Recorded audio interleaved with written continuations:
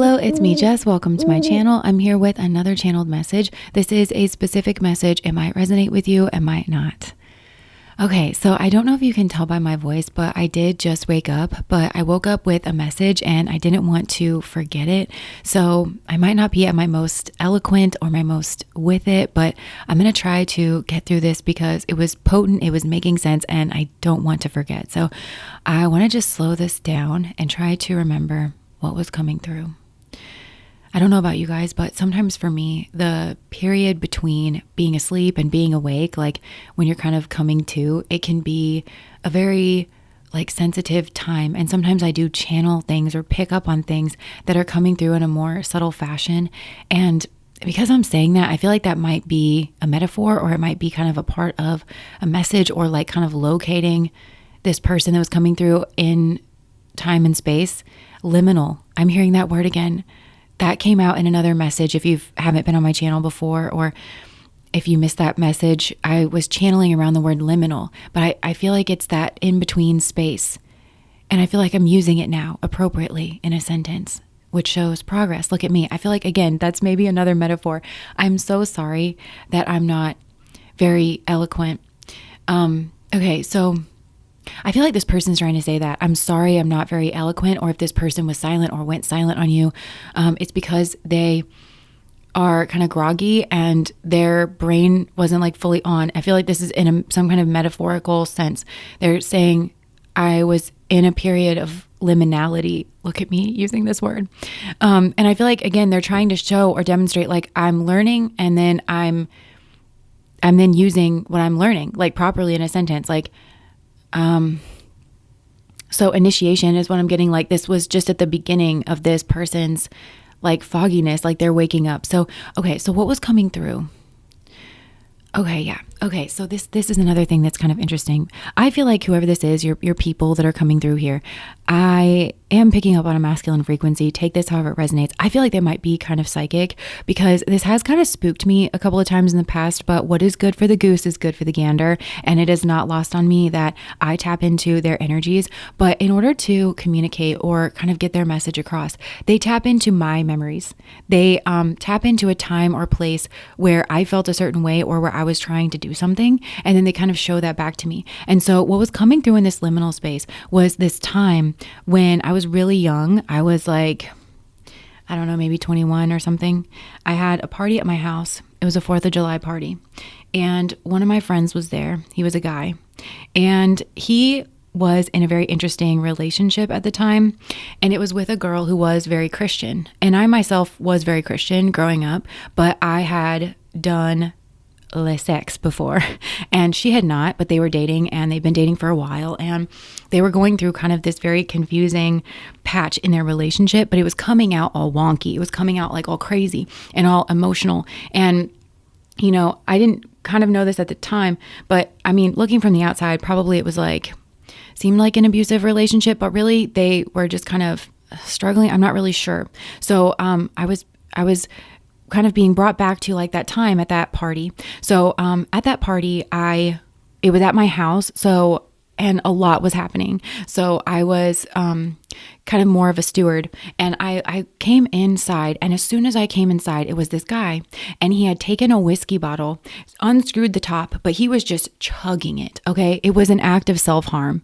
And I did kind of know that. I didn't have the language or anything, but I kind of knew that. And I was like, whoa, whoa, whoa. And I grabbed it, and he was clearly in this state of emotional distress, and he had wandered off, and I was kind of upset with him anyways, because I'm sorry if this is rambly. I feel like this is maybe necessary, and I feel like that's how your person feels. I'm sorry if this is rambly. This is my way of trying to come across human and trying to put this together, and I don't exactly know, but this is the way it's coming through, because, okay, so I lived at a lake, and it's dangerous for people to be drinking around a lake. And so I had tried to find him and everything. He'd wandered off because he was on the phone with his girlfriend at the time, and she was yelling at him. And frankly, that happened a lot. And it was every time he was at a party or hanging out with people, or me in particular.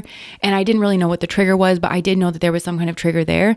And again, I couldn't quite have put this together in words at the time, but I did know that she was feeling maybe a little bit jealous, maybe a little bit insecure, and that they, between them, didn't have the language for that. And he didn't know, I think that's what was happening. So I think he was being like, he was taking a lot of it on personally and then was kind of acting out. But his way of acting out was like in terms of self-harm, and drinking might be a part of this because, again, I walked in, I saw him unscrew the lid off of that and just start chugging, just like start going to town. And I grabbed the whiskey bottle, and I do think that was a bit of a cry for help because, it's like I do think it was a bit performative in the sense of like me grabbing the bottle away because he didn't know how to ask for help, or he didn't know what he was experiencing. But we sat down and we were kind of like talking through things. And I remember distinctly at the time wanting to be more eloquent and wanting to be able to put my own experience into words, because part of why they were fighting was because, okay, like I said, she was super Christian. I'm so sorry if it's relevant. It's relevant. It seems like I'm telling you somebody else's story, and maybe some of you won't have an interest in that, but it's kind of, I'm going to wrap this back around into a kind of metaphor. And I do feel like some of this that your person has identified is what I want to say, is relevant in maybe what they were trying to communicate, or the way that they were kind of feeling in a very visceral way. And it's sloppy and it doesn't make sense. And maybe patience is a thing here. Like, I don't expect you to be patient with me. Like, what if me fumbling around makes you mad, or makes you think that I'm being like disingenuous? Okay, so like back on track. I can distinctly remember wishing that I was much more eloquent, because what had gone on between them is they've been dating for like several years, and things schmegsually kind of like reached a zenith, like for her in particular, but like for them, because he had, oh my gosh, I don't know what I can say on YouTube. For her, he had used his fingers, you understand? And that didn't go all the way through. And then she was kind of distraught and upset, and it came out as like anger, towards him. And he was like kind of falling apart. And he was talking to me because he knew that I had been in a similar position, because I was extremely Christian, but I had also had my own experience of like, I was, in a relationship with a guy that I love very much. I thought that I was going to be with him forever, and we had done things, and so he was wanting to ask me, like, basically, I don't know what he did wrong, or like he didn't know what to do. Like, he was very confused. And I wanted to kind of like open up and tell him more than I did about like what I felt was going on for her, and like what had gone on for me. And I do feel like I'm supposed to kind of illuminate some of this, because what was going on with her, and I know like for me, like that I had kind of found a way around that maybe she was like getting stuck on. And I feel I have regret around this, because I feel that Spirit was trying to connect us, like me and her, but she was kind of standoffish towards me. And it was, I think, because when you are a Christian, and when you are, you don't have it like, oh God, I feel so, it's like, I don't know what to share, but when you haven't done that before, that world is kind of, it hasn't been demystified for you. And so you don't really know what it is that you're up against. All of a sudden, I feel like I want to cry. Like for her, I feel like that's what she was feeling. So every time he would go to a party, because he had been a partier, like I didn't know him at the time, but like he had told me that, like at the end of high school and like at the beginning of his young adulthood, he was like a real partier, like was getting into clubs and stuff, like I think with his like fake ID or something. So he had done a lot of drugs. He had done a lot of partying, but it wasn't satisfying to him. And it was an act of self-harm. I do feel like it genuinely was an act of self-harm, and it was not fulfilling for him, but he was kind of coming up and out of that, and her and like their relationship was a big part of that. And he was starting to kind of find himself, and he was going to school, and he was going to church with them, and it was all very natural for him, and it was very fulfilling for him, but he didn't know how to bridge that gap and how to explain. But he knew that she didn't trust him, because from her perspective, it was like she couldn't trust that, like him being at a party, I think was a trigger for her, because he had come from that lifestyle of partying and like hooking up with women and stuff. So it's like, why, in her mind, like, why wouldn't he just go back to doing that? And it's hard for her to trust. So that like kind of became a trigger. And I wish that I could have expressed myself a little bit better, because going back to like their personal experience and like what they had done together, and then she seemed to change after that, like she got very angry with him and scared, is the other part of it was he's up against an entire indoctrination system, and he doesn't kind of understand that, because as a woman growing up in the Christian church, you are taught that you're taught what you want, basically, that what you want is a family. And that's, I think, genuinely what she wanted. And so I would have told him to put himself in her shoes and like picture what it is that she wants when she does schmegs for the first time. You know, when she has that kind of a relationship with somebody, she's wanting it to be, she's picturing it in a house, you know, with a family and with a husband who loves her. She's picturing stability. And that's because that's what she was told. That's what she was promised. Like if she follows the Christian ways and if she gets like with a Christian man and if they follow things the way that they're supposed to follow it, that's what she was told. That's how you're going to be safe. That's how you're going to be stable. That's how you're going to be loved. That's how you're going to know that you're loved. You just have to kind of get through this weird phase. And he was not there yet, and he wanted to be that guy. I really genuinely feel like he was in that liminal space. And all of this is coming out so like distorted, and it's not eloquent, and I can't advocate for myself. And I don't know. I feel like this person's wanting to say like, I do understand, and I am a different person, and I don't know how you could ever trust me that I am a different person and that I want to be a different person, you know? So the other thing I would have told him is, because he's up against this like indoctrinational system, is he has to give her a different perspective. And this is where like it can get scary, because in the wrong hands, this could be used as manipulation. But he has to explain to her that schmegs is different from his perspective. And so when he wants to do those things with her, he has to be able to explain that feels natural for him, you know, and that feels like an expression of love. It doesn't feel like he's trying to take advantage of her, and he would never try to take advantage of her.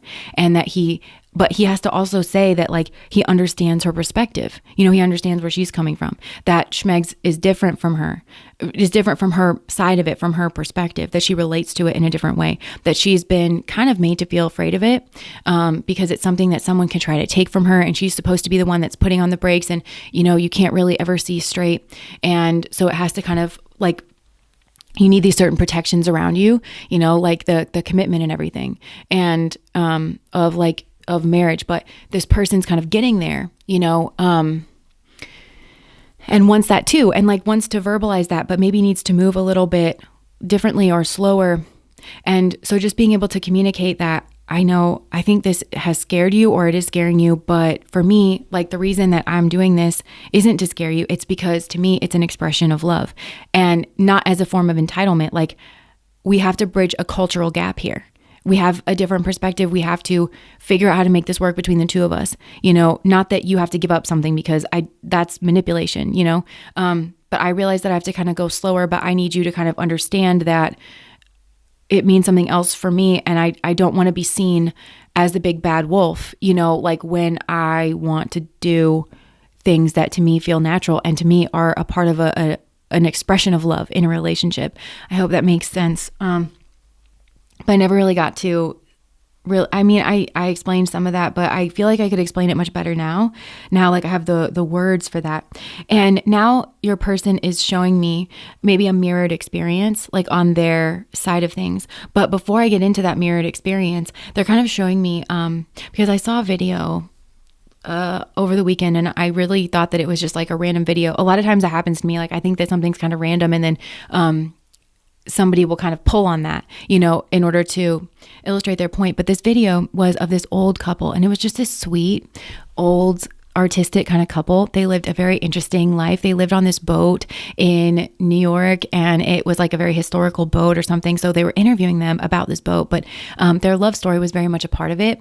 And so when they had first met, some interesting things had happened, but during the time of the interview, like I said, they were very elderly, and the man couldn't speak. Like he just kind of had gone mute, and they were asking her about that.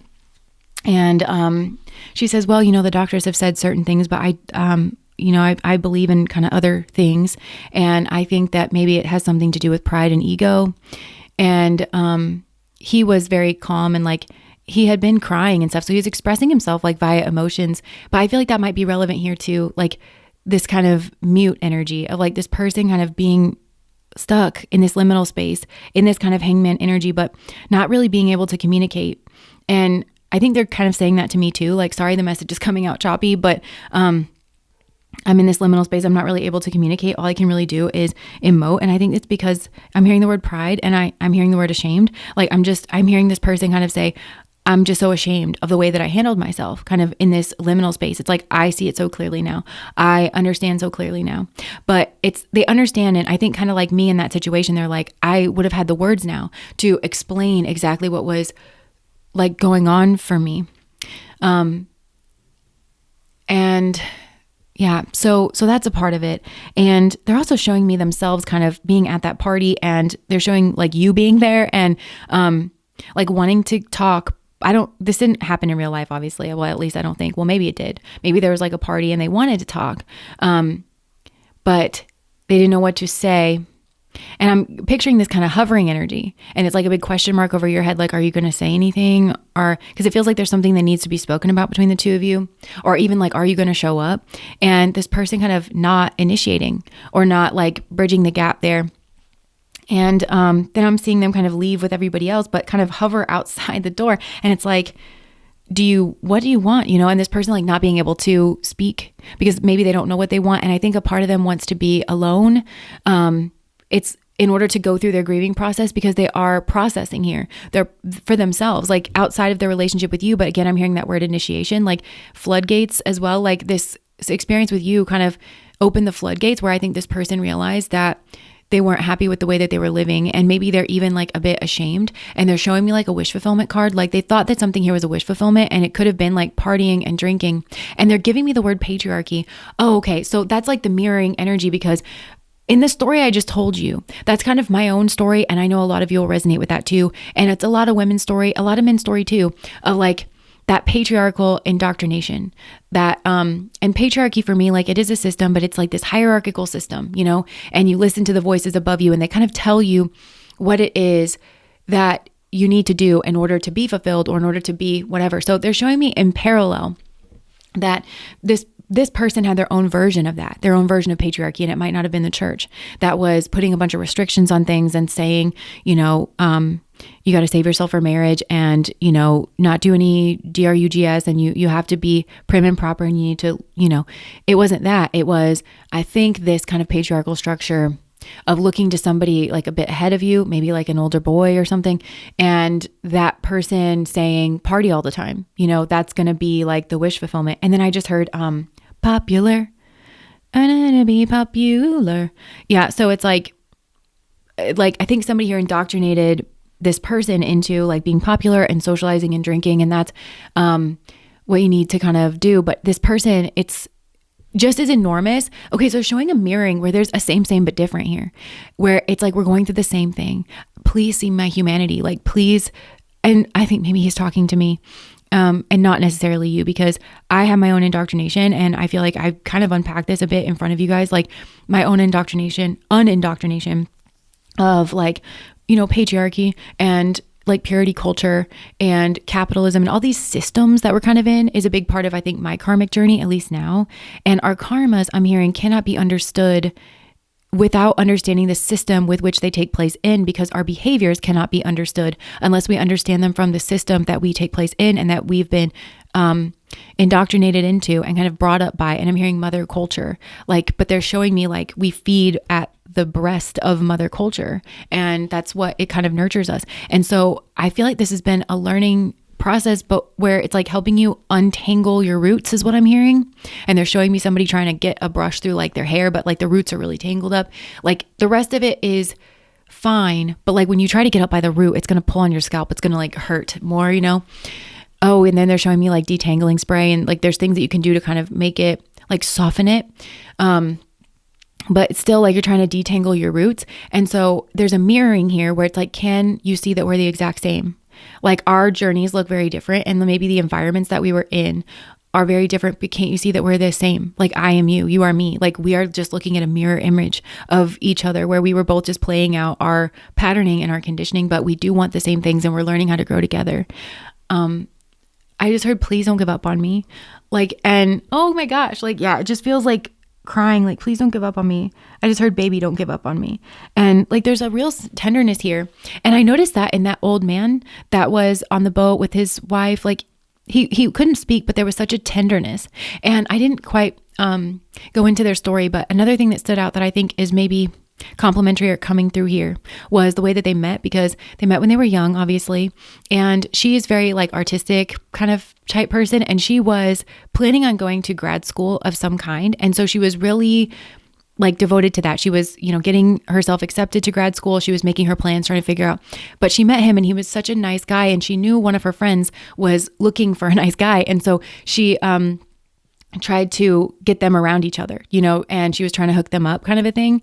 But eventually, this was back in the day, right? So he just asked her to marry him. And she was caught off guard by that. And she was very confused. And she said, well, I can't marry you. I'm going to graduate school. And she felt bad. And she felt like everything had gone awry, I think is the word she used, with between him and her friend. And she called her friend and she was apologizing. And her friend said, don't apologize. Couldn't you tell that he was always talking around me to, get to you and, to try to, she was like, I knew already. And so she thought about it and she said that she was spending a little time alone and actually a voice came through, that clairaudient voice. And if you've ever had it, you know it when you hear it. And I mean, yeah, I do channeling here, but I'm talking about there's a different voice. I'm getting goosebumps that has come through at certain moments in my life that has just given me a very clear, instructive direction. And that is what she described. She said she heard a voice that said, marry him. And it was like very confusing. And I'm getting goosebumps now.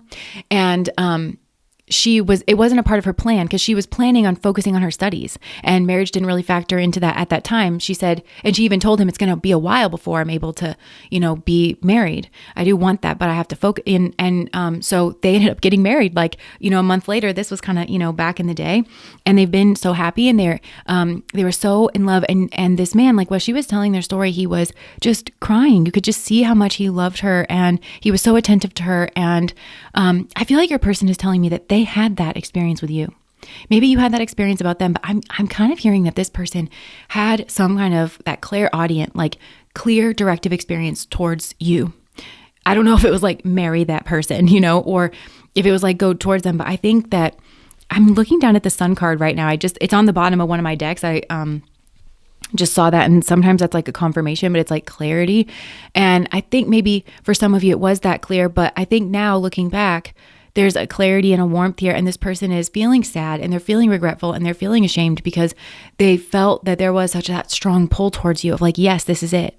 Kind of like, here is where like leap and the net will appear kind of a thing. This is what you want. Because it feels like that person was in this liminal space of, I don't know what it is that I want, but they were maybe alone and they were maybe processing, or they were on the verge of it.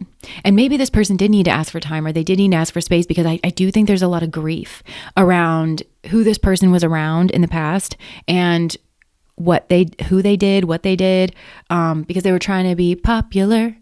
They were told they would be popular, and they thought that was going to be the answer, but they're actually just feeling very ashamed. And they're kind of showing me like, how would you feel if you had done all those things? Like, because I would feel terrible, like kind of coming up out of that,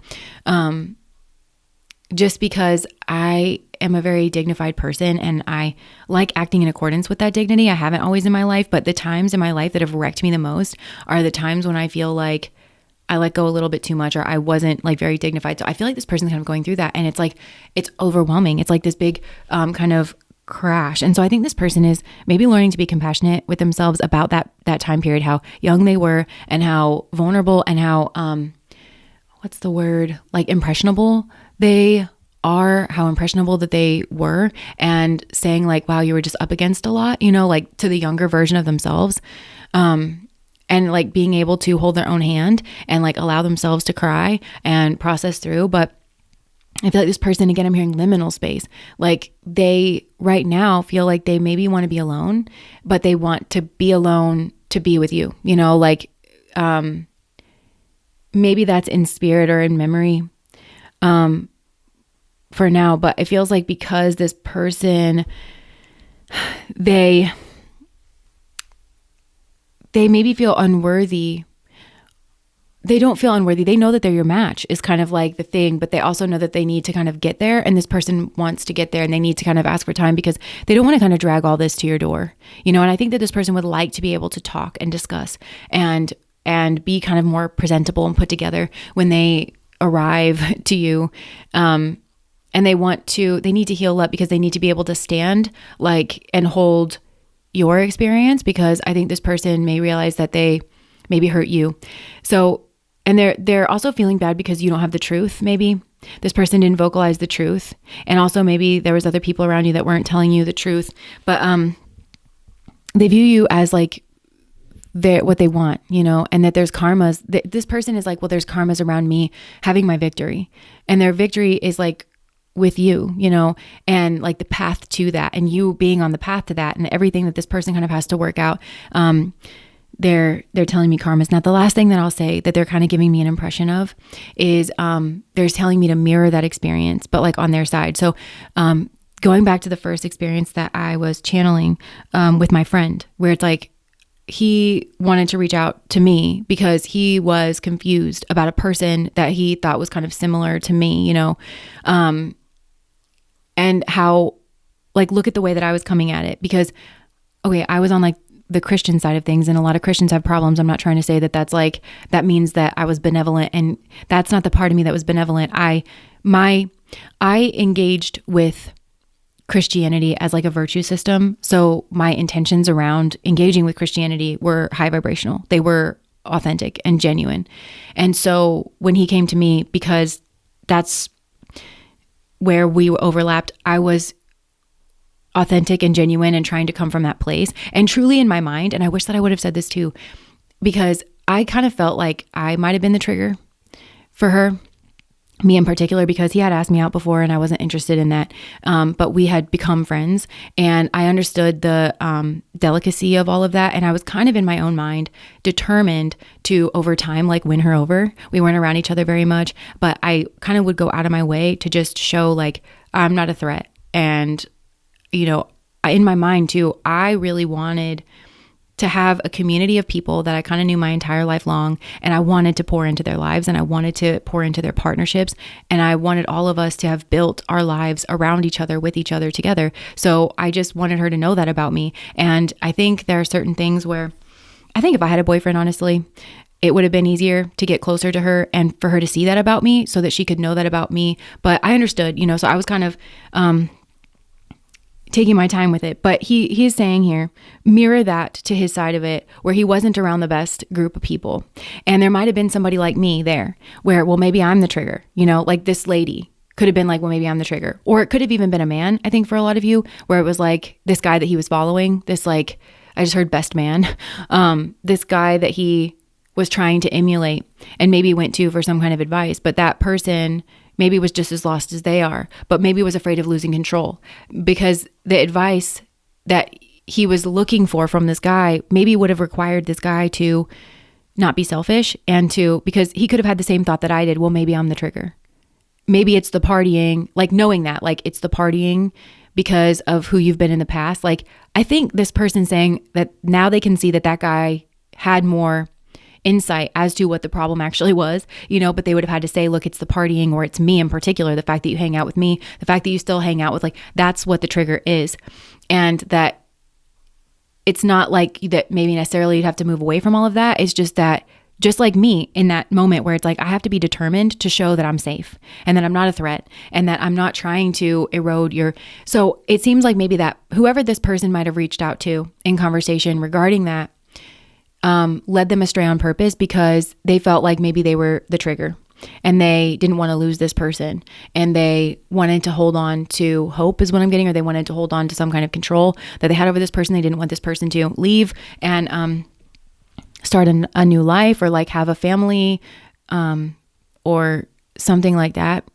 And so it's just, they're showing me like a train wreck, and it was like kind of a pile up here, where now this person's kind of like, I don't know, disentangling something here. I like the roots, where it's like, and now I think they want to keep this person in their life as a friend, but if it's somebody that they slept with, I think there was maybe some resistance, and it might tie over to like the difference in views of schmegs. And I don't even think it's like into the future that you guys view it all that differently. I think that this person they viewed it differently in the past. Like, how do I tell you that me and this person, we view schmegs as a thing you do on a Wednesday when you have 15 minutes, in between here and there, and you do it with just, anybody because you can, how do I tell you that? And then you would know that it's not, this person's not a threat. You shouldn't be jealous of this person. Because I don't feel about this person, but then that maybe I'm feeling like the tears and the crying, come through. But hold on. Okay. I just flipped it in my mind to just say, like, if you said, like, I don't care, like, I don't want to be around this, it's going to be too much. The bridge is going to be too much. I just heard, like, I understand. And I feel like this, whoever they hooked up with, they don't really care about, like, they're not even that good of friends. It just seems like they were numbing out together. That's what these people all have in common. That's what their hobby, their free time is, like, let's get schmugged up. Like, it just feels like that. And so it doesn't feel like there's any conscience there or any real genuine connectivity. And this person's kind of saying, like, they want to move away. And I am seeing them kind of put their arm out in front of you. Like, they do intend to kind of protect you from their past and from these people. I do feel that there might be a man here that they thought was trustworthy, they thought was a friend, and they would like to kind of keep that person keep that person in mind. And, like, they're kind of seeing that person's humanity of, like, I'm realizing that you couldn't tell me the truth and that you ruined my relationship with this lady. Well, I ruined it. Like, they're not trying to, that you didn't help, let's say. The advice that you gave me could have come from a much more selfless place, and that you were just trying to kind of, I don't know. But this person is wanting to work towards some kind of a commitment. They have not given up on hope. They are having a lot of clarity. There's a lot that they need to own up to. And they might be in another situation. And that might be a romantic situation, or it could just be like a lifestyle or a pattern of addiction or something. And it's like this person has to own up to that. To the fact that they got themselves where they got themselves, and they are where they are. And there just feels like, I just heard cleanup on aisle 7. Like, there's just a lot of cleanup that needs to happen here. 7, 9 might be relevant. But they want to give you this confession of love. They view you as just being all the things, beautiful, having your stuff together, being the kind of person that they could really have everything with. And I think being in that liminal space, they were intimidated and they were overwhelmed, and they don't know how to bridge that gap, but they're on the path to doing that. And they just don't want you to go away while they're doing that. And I don't know, it's hard with these messages because I do feel it's kind of higher self energy that's coming through, but it is trickling down into the physical. Like, there is some kind of change of fate is what I'm hearing, or some kind of turning around, or the crying is like a lot of processing here. There is progress being made here, I think, like on the back end. And this person, they always feel that they're with you, kind of a thing. And they want a new beginning, but they kind of feel like it's not the right time because they have to dig themselves out of something here. They've got like a lot of baggage, and they want to be prepared, and they want to be prepared for the conversation, but possibly also they were caught off guard. They were caught off guard. I don't know. I think maybe there's some remorse here about like money stuff too, about the way they were spending their money, or instead of focusing on building that foundation, which is towards what they really want with you, which I think was maybe, I don't know, going to school, learning a trade, getting some stability under their feet. I think they were dicking off with this group of people. There's a lot of regret because everything in them was telling them to go a different way, to go down a different path. Even though there's love here for these people, they're not good for them. And they keep them in this holding pattern, this kind of liminal space. And I think part of that is this person, I'm hearing the word jerk. They're saying that they were a jerk. But because they were holding on to you, but they were also not leaving this liminal space. I almost think that spirit would have helped this along or brought you back together. It would have been favorable for this person if they had just simply left this group and this liminal space, if they had just simply left that and been alone and been confused for a while, but I don't think they wanted to do that. So I think they are figuring that out now, and they're wanting to start a new beginning. But I think this new beginning has to be with themselves first, and they do kind of know that. And so they're not coming forward and they're not saying things, partly because they learn in process and they need to have a process to kind of learn here. And that process needs to be them being, I think, on their own and processing and crying, but also possibly working on their career. And they're going to have some realizations here. Some realizations here. But they are coming back, and they're coming back for you, and they don't want to reveal until it's like kind of fully there and like fully ready. And that might be, I don't know, in this lifetime, in another lifetime. They're working their way up. They're working on it. And they want you to know that they're working on it. And they feel bad because they haven't communicated their truth, and that's left you in a situation of not having the truth.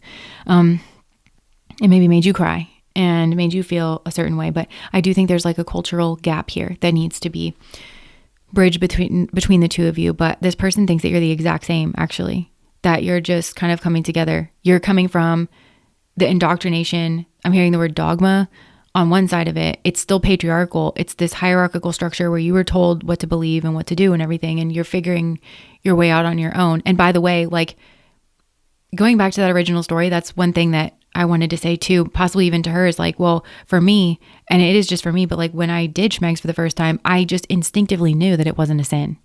I knew that the way I'd done it wasn't a sin. Let me say that. I think that there's sinful ways to do it. I think that's what this person's kind of unpacking, is that when you do it with the right people for the right reasons, like in a conscious manner, like it's not a sin, but like there's sinful ways to kind of go about it that hurt people and that are selfish and that take from people and that cause problems and that don't need to be there, you know, and also you don't gain anything from. So this person's kind of like unpacking that, but you're unpacking it from like opposite sides. And I just feel like this person is saying like, don't you see me? I'm right here. Like we're mirrored. I just heard we're mirror souls. And like, they just showed me like reaching out to kind of touch your hand, like they just see so much of themselves in you, but it's like beneath the surface. The surface I feel like looks very, very different here, but the truth is the same, is what I just heard. Your truth, like your truths that you have needed to speak to people, are the exact same. So what you've had to turn and maybe say to your dogma or like your family, it's the same that this person feels like they would need to say to this like group of people. And it's not even that you can't have these people in your life in some kind of healthy capacity. Some of them. But not all of them. And I think that's kind of a part of it too. I don't know. And they need to be in the right place and in the right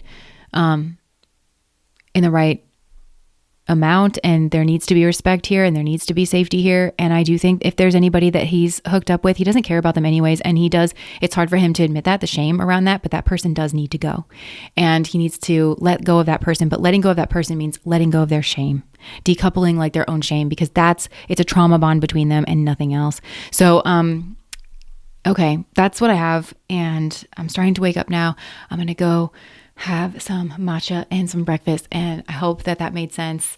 I don't know, give me a shout out if you are still listening to this, if you want to put like a rubber ducky in the comment section or something. I don't know. Okay, that's what I have for you. If that resonates, please like, comment, and subscribe to my channel. Bye guys.